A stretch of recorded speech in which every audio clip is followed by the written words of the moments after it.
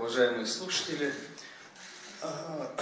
когда предложили начать этот курс, я тоже был в некотором сомнении, будет ли это интересно, потому что тема все-таки, хотя и такая популярная, но все-таки малоизвестная. Но тут мне сказали, что тут уже 40 человек записалось. Я думаю, ну тогда действительно, наверное, стоит. Ну, вижу, что слухи оказались преувеличены, что... Но у нас перенос времени был. Да, это я отдельно как раз хотел попросить прощения, тут я приболел, поэтому во вторник не удалось провести, но тем не менее начинаем наш курс лекций. Я думаю, что мы его как-то построим сначала по государственным деятелям, ханам Золотой Орды, а потом продумаем, может быть, еще какие-то дополнительные темы, которые будут перебивать вот эту самую главную связующую нить. Ну, например, вот есть предложение, например, разобрать знаменитые исторические картины по истории Поволжья татарского народа и разобрать, что там правильного, что по какому поводу они были созданы, что там, какие детали важные, что вот правильно подмечено художником, что является вымыслом, ну и детали костюмов, например, оружия или какие-то там действия этих самых исторических персонажей.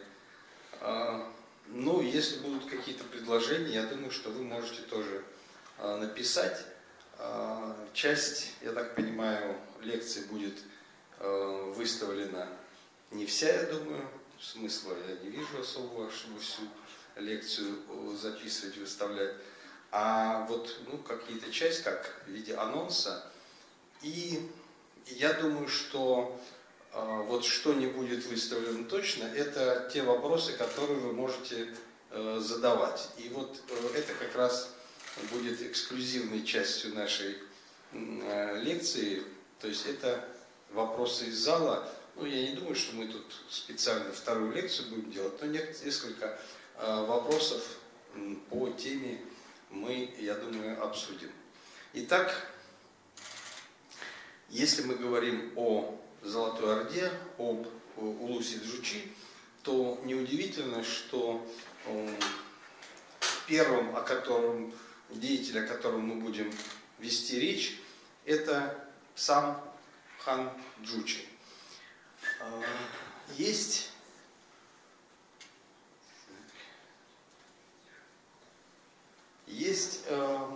вопрос о том, можно ли его именовать ханом. Понятно, что титулатура, которая принята самим Чингисханом, это как всеобщий, как вселенский хан. Специально, очевидно, создатели этой самой державы изобретали такой термин, который был бы, как бы подчеркивал, что это сын неба, и с другой стороны, что он возвышается и является всеобщим ханом над всеми. Но вот если мы эту примем трактовку, то я думаю, что вполне можем говорить о том, что его наследники, они тоже являлись все-таки носителями высшего титула, то есть в данном случае титула хана. Поскольку государственные деятели, даже высокого ранга в средние века, не так хорошо их жизнь и особенно начальный этап освещался в источниках. Но вот в отношении Джучи как раз у нас прямо противоположная ситуация. Фактически мы знаем о событиях, которые случились примерно за год до его рождения, ну, практически очень подробно. И вот тайна его рождения, она является одним из моментов, которые сопровождала всю его жизнь и которая в конце концов, ну и во многом предопределила, собственно, его историческую судьбу. Дело в том, что его отец, тогда еще Темучин, внук создателя монгольского улуса, первого объединителя монголов, к этому времени, ну, был одним из знаменитых правителей, ханов. У него было уже к тому времени несколько жен, но в один прекрасный для него и, видимо, не очень счастливый момент для... это про отца, прошу прощения, про отца Темучина речь идет, Ясугея. Он встретил какого-то меркита, который вез жену к себе в курень. И эта женщина ему так приглянулась, что он собрал людей, значит, схватил этого меркита, выгнал его, а его женщину взял себе в жены. И так появился, собственно, Темучин. То есть вражда между монголами и меркитами с этого момента, ну и так-то отношения не были дружескими, но это было специально подчеркнуто и в сокровенном сказании, очевидно, вспоминая потом вот эти произошедшие события, и привело к тому, что вот случилось уже в 1183 году. К этому моменту Темучин испытал, значит, крушение после смерти отца, ну, объединение вот это вот кият-баджигидов. Практически его семья потеряла все, у дядя отобрали всю собственность, они долго находились, ну, почти на грани бедности. Но с течением времени его ум, смекалка, напористость и в определенной степени и воинская удача привели к тому, что он сумел завоевать как и по родовым качествам, так и по своим личным место среди других ханов. И как раз в 1983 году он был провозглашен ханом. Но вот в этот момент он ввязался в войну, в которой не смог победить, и это, ну, одно из самых таких тяжелых поражений, которые он испытал. И получилось так, что меркиты, с которыми он воевал и которые его победили, захватили его курень, он вынужден был бежать и оставил свою любимую жену Барте, которую женился буквально за несколько лет до этого. Хотя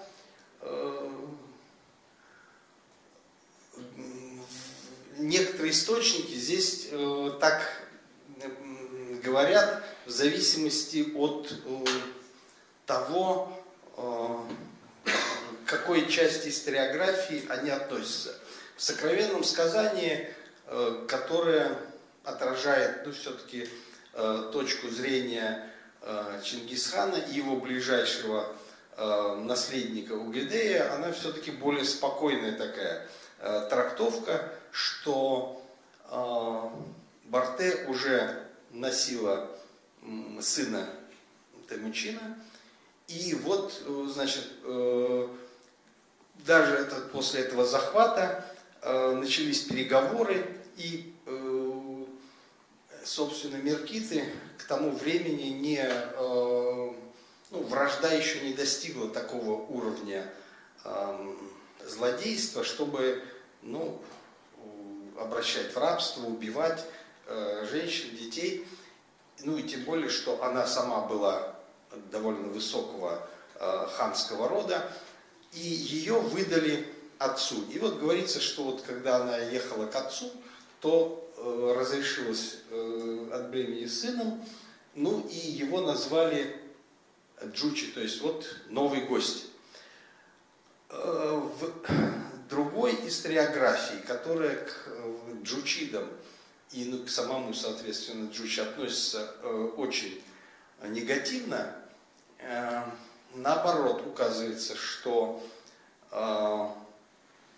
сам Джучи является плодом этого самого захвата, насилия, и что это клеймо меркитского позора сопровождало всю его дальнейшую жизнь. Но сейчас историкам трудно рассудить и трудно понять, особенно когда есть такие довольно противоречивые сведения. Но как бы то ни было, понятно, что с рождением первенца Чингисхана не все благополучно. И, собственно, хотя Чингисхан часто очень не желал вспоминать этого, это понятно, поскольку это один из моментов его величайшего поражения и величайшего позора. Позволить, чтобы хан бежал из ставки, бросил жену, даже беременную жену, буквально оставил все свое имущество, достояние и спасал свою жизнь. Это, конечно, такое пятно на биографии. Хотя когда происходил в очередной раз спор между сыновьями, и, как говорит тоже сокровенное сказание, младшие сыновья стали упрекать Джучи, что он не их рода, и что на самом деле он меркитский подкидыш, Чингисхан очень разозлился и отругал детей и сказал, что больше не смейте произносить в моем присутствии подобных слов. Тем не менее, раз этот вопрос не просто обсуждался в семейном кругу, но и был зафиксирован даже в придворной истории дома Чингисхана, ясно, что этот вопрос очень сложный, и так или иначе он, как в виде слухов, так и в виде прямых обвинений функционировал в этой самой семье и был, я думаю, что одним из таких двигателей интриги, о которой мы поговорим в дальнейшем. Понятно, что после этого Барте вернулась с Джучи к Чингисхану, который с этого момента, как просто по велению волшебной палочки, начинает, ему все удается. Он заключает благоприятный союз с кирийским ванханом, они вместе сокрушают сначала татар, потом меркитов, потом найманов, и даже когда после этого, Ван-хан пытается воевать и собрать коалицию уже против самого Чингисхана, оказывается, что он не такой сильный, и более того, он терпит жесточайшее поражение и в конце концов гибнет. И многие другие ханы, сподвижники, которые которые пытались бороться против Чингисхана, и другие племена, которые боролись против него, ну, прежде всего, племя алчи-татар из окрестностей озера Буйрнур, все они были сокрушены. Вот можно сказать, что вот с этого момента удача была полностью на стороне Чингисхана. Вот произошел такой в этот момент, буквально после 1985 года, такой поворот в его биографии в самую благоприятную сторону. И понятно, что вот молодой Джучи, ну, о детстве его, конечно, мы знаем, ну, практически ничего. Ну, потому что и ничем она особенно не отличалась от молодых людей того времени. Он также, наверное, пас скот, занимался оружием, стрелял из лука, учился верховой езде, джигитовке. Ну и в целом был довольно активным деятелем, мальчиком, но быстро стал юношей и уже участвовал во многих походах своего отца. Ну, можно сказать, что уже если он родился в 1984 году, то уже в 12-летнем возрасте он уже участвовал в сражении, что, в общем, вполне оправданно и вполне очевидно было в духе того времени, когда люди довольно быстро становились взрослыми.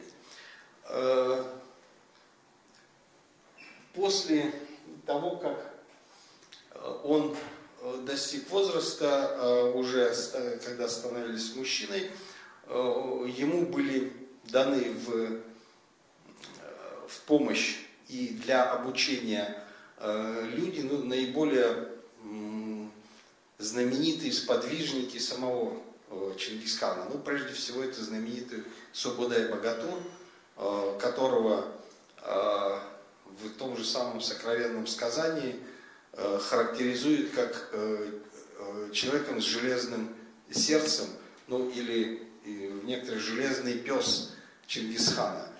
Один из самых величайших полководцев того времени. И он был, видимо, ну, таким дядькой вот этого самого наследника престола. В качестве полководца Чингисхан направляет его на завоевание Прибайкалья и Хакаско-Минусинской котловины, с чем очень хорошо справляется.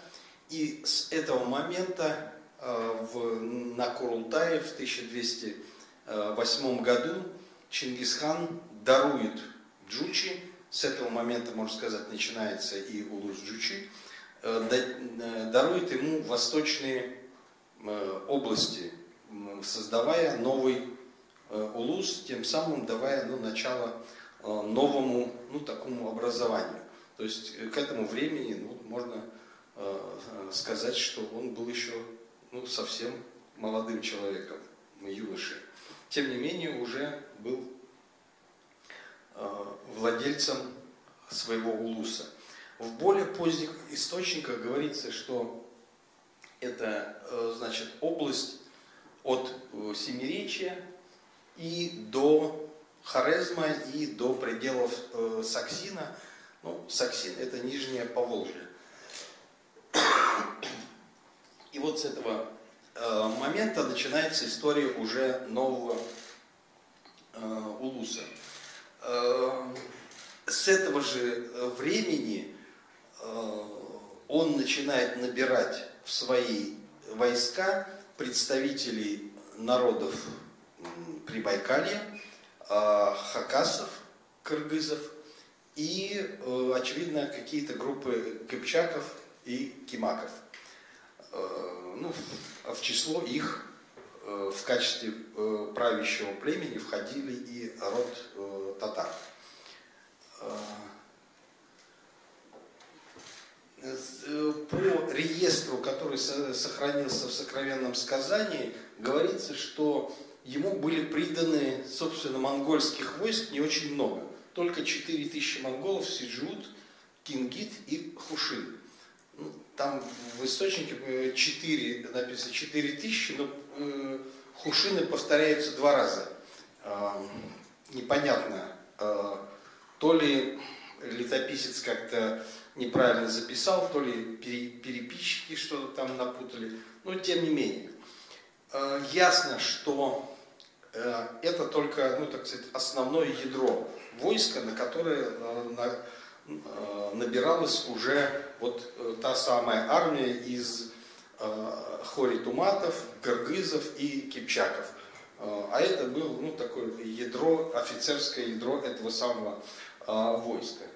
Вот и можно сказать, что к этому времени, 1208 год, он уже становится одним из значительных полководцев, и во время войны с империей Цзинь ему уже доверяют командовать туменами, которые он сам набирал, и дают ему в подчинение 2 его братьев.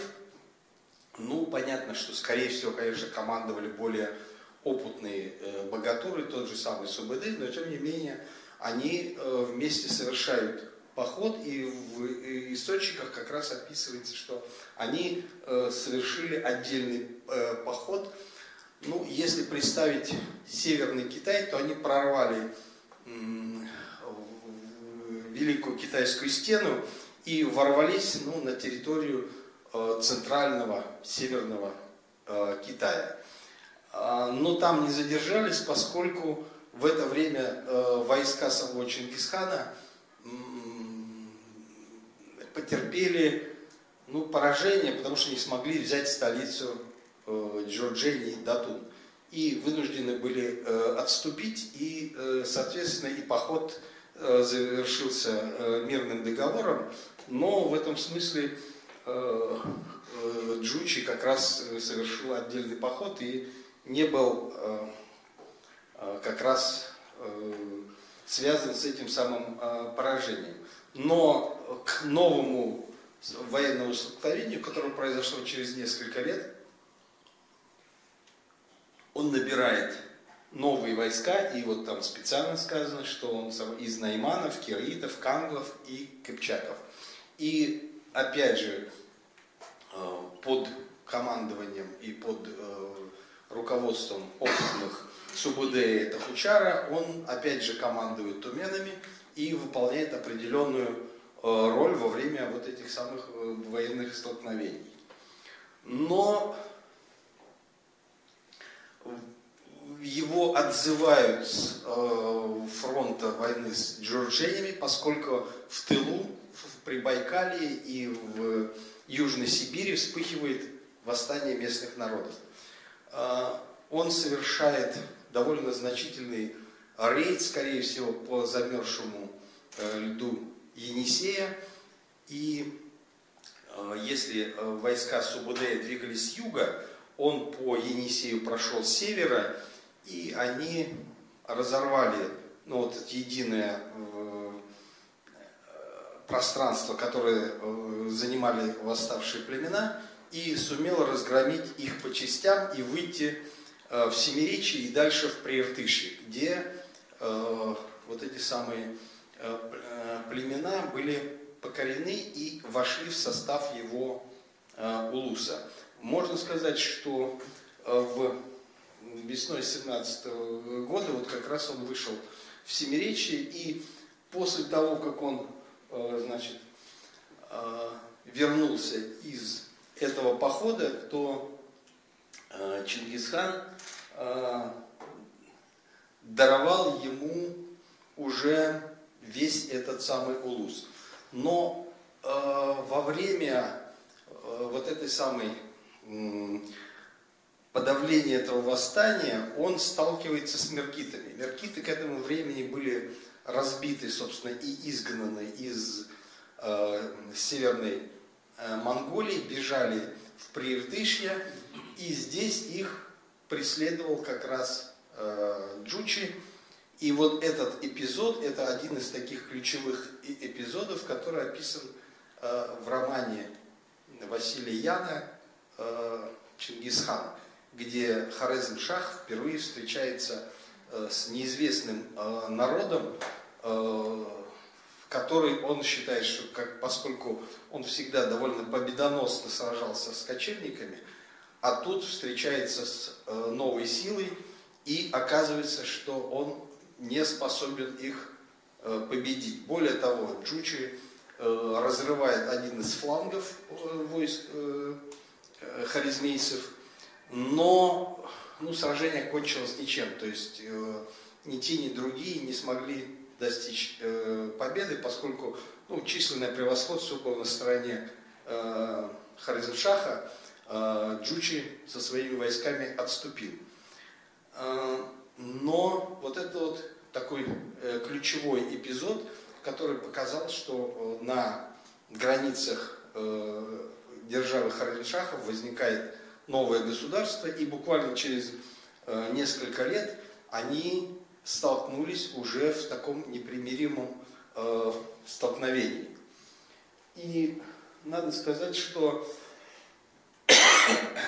возвращение и выделение старшему сыну большого улуса, самостоятельного улуса на западе державы Чингисхана, и с тем, что ему дарованы все земли, и он может завоевывать все земли, которые находятся на западе, до тех пор, куда доскачет копыта монгольского коня, или, как написано в поздних источниках, к так называемому последнему морю, то есть к западному морю, то в среде сыновей Чингисхана возникает недовольство тем, что они думают, что он пытается стать не просто наследником, но и будет захватывать себе большую власть.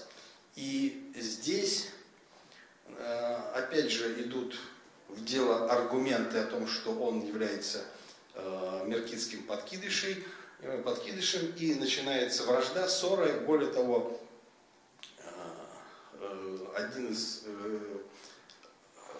братьев, Чагатай, начинает оскорблять Джучи, доходит дело чуть ли не до перепалки, не до столкновений, и только вмешательство самого Чингисхана смогло погасить конфликт, но ясно, что конфликт этот уже назревает. И суть его в том, что у монголов в это время существовало так называемое право минората.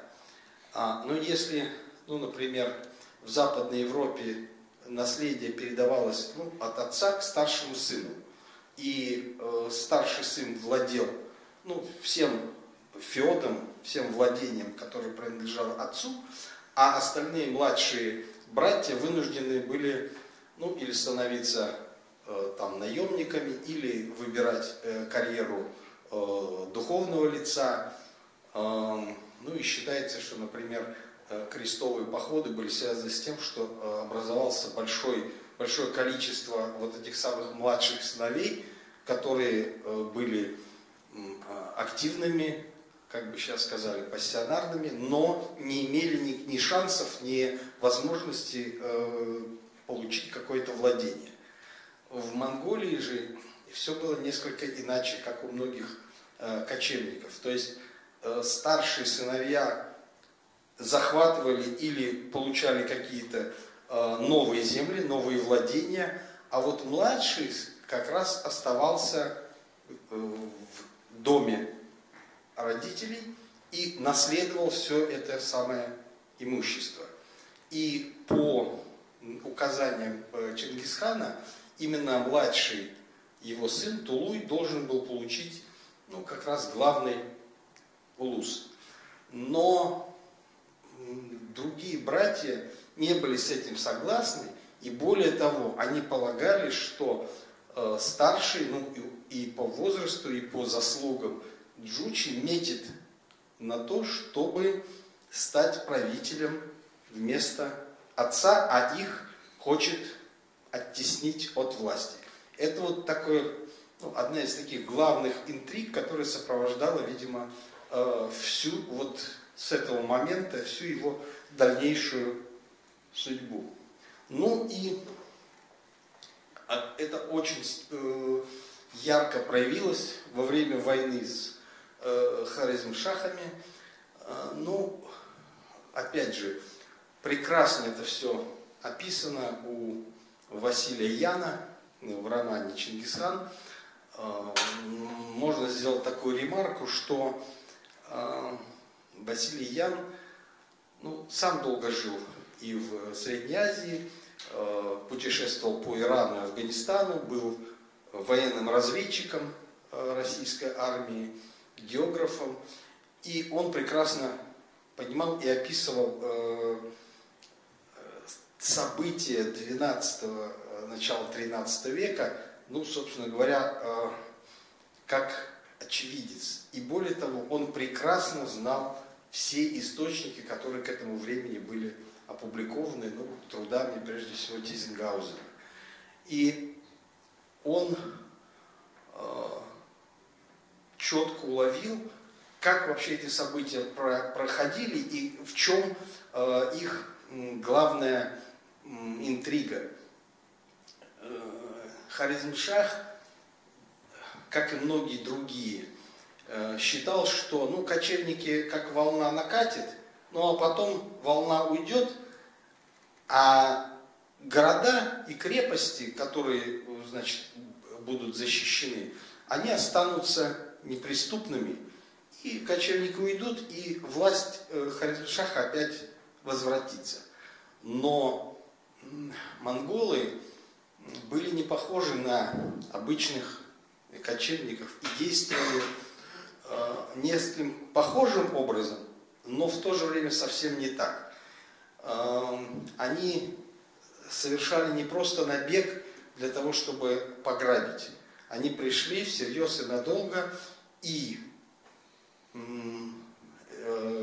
своей главной целью ставили захват городов, прежде всего столичных, и уничтожение правящей династии.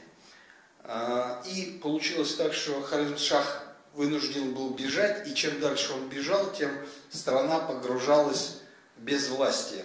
А монголы один за другим осаждали, штурмовали города, которые не имели единого начальства, не имели единого командования, и просто эта оборона рассыпалась. Некоторые, ну, даже такие крупные города, как Самарканд, Бухара, сдавались практически без боя. Другие пытались сопротивляться, но их штурмовали. И Джучи здесь была отведена совершенно определенная роль. Он должен был захватить и наследовать всю северную часть вот этого самого Приоралья. Он вторгся как раз в присырдаильские города и штурмовал один за другим города Сайрам, Джент, в то время как, ну, основная часть монгольской армии осадила Атрар и долгое время не могла его взять. И вынуждена была двинуться на Бухару и Самарканд, оставив в тылу сопротивляющийся Атрар. А Джучи как раз один за другим брал города и двигался к столице, но Ургенчу. Ну, ныне это Куня-Ургенч в Туркменистане. Но хотя на самом тот Ургенч, Гурганш, который он был уничтожен, находится как раз в окрестностях. Но здесь его ждало разочарование. Его братья не следовали общему плану, а сами подошли и решили штурмовать Ургенч. не дожидаясь самого Джучи. Более того, они стали его разрушать, хотя очевидно, что Джучи хотел захватить город неповрежденным, потому что это было его наследие. И здесь разгорелся опять довольно серьезный конфликт. И получалось так, что монгольские войска штурмовали город с разных сторон, никак не координируя между собой вот эти самые действия. Более того, они стремились, тот, кто первый захватит, то это и будет. И неизвестно, то ли это самый Чингисхан сам спровоцировал это, либо сыновья сами уже поссорились в ходе вот этого завоевания. Но тем не менее город был взят, и всю северную часть по договору, хотя братья протестовали, но Чингисхан все равно передал Джучи. Ну и надо сказать, что с этого момента, вот после эти владения были закреплены за Джучи в 1224 году, и он начал этот самый улус укреплять. Вот штриховкой на самом правом углу карты вот это как раз первоначальная территория улуса Джучи. Но к этому времени ему уже принадлежало практически все до Нижнего Поволжья, Приуралья, Прикаспий и вся вот эта самая территория. То есть можно сказать, что это огромная территория, равная практически всей предыдущей монгольской державе. И более того, он имел планы на то, чтобы завоевывать эти территории дальше. Но здесь он столкнулся в Южном Приуралье и в Заволжье с Кимахским, с Емекским каганатом и с булгарами, которые поддерживали Нижнее Поволжье, город Саксин, который был торговой колонией Булгарии, и вот этими самыми емеками. И победить он их не смог. И с этого момента вот он начинает ставить вопрос на Курултаях о том, что нужен новый завоевательный поход. Но у Чингисхана были в это время другие приоритеты. Он решает разгромить Тангутское государство. И к этому времени он уже был довольно больным человеком. И при осаде города, столицы Тангутского государства, Чунцина, он стал чувствовать себя плохо. Но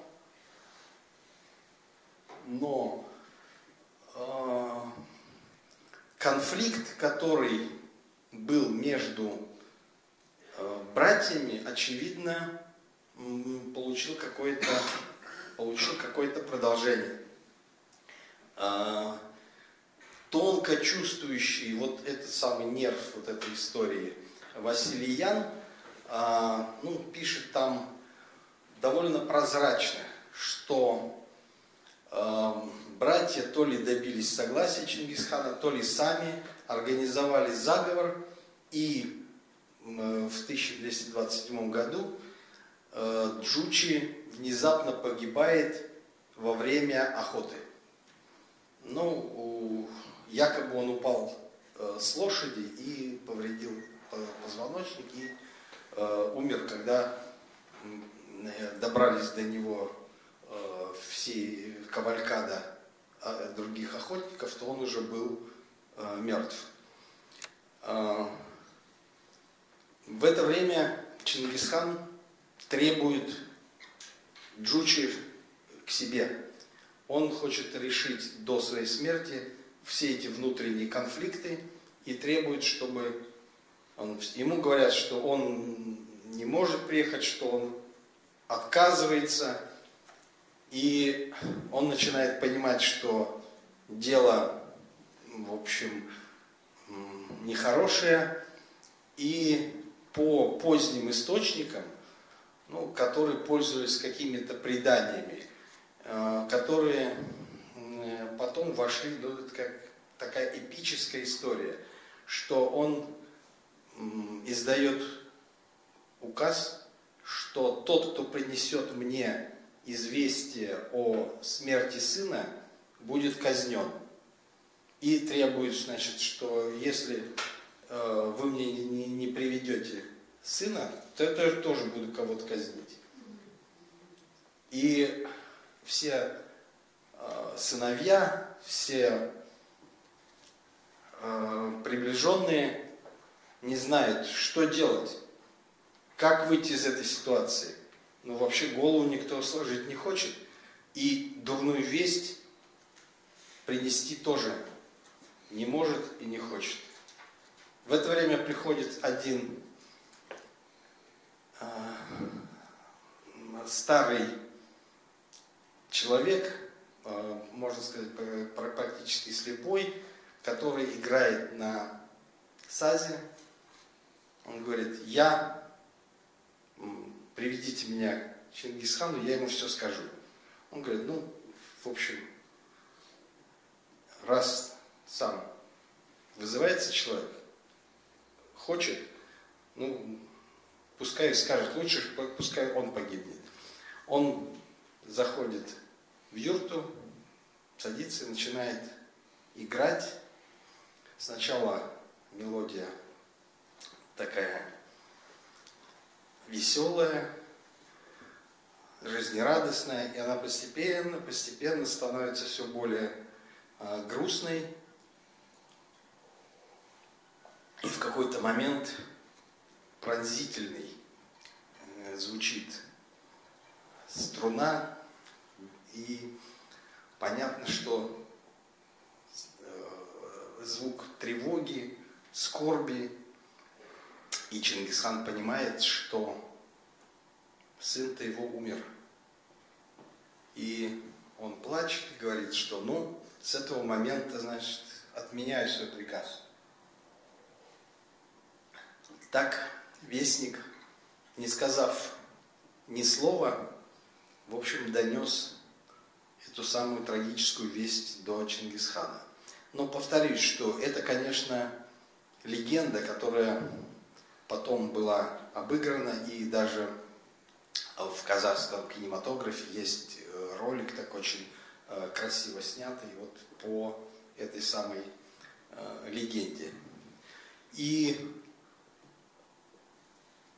смерть Джучи случилась буквально за полгода до смерти самого Чингисхана, который дождался, когда город уже вот-вот должен был пасть, но Чингисхан умер, не дождавшись, но он приказал держать в тайне его смерть для того, чтобы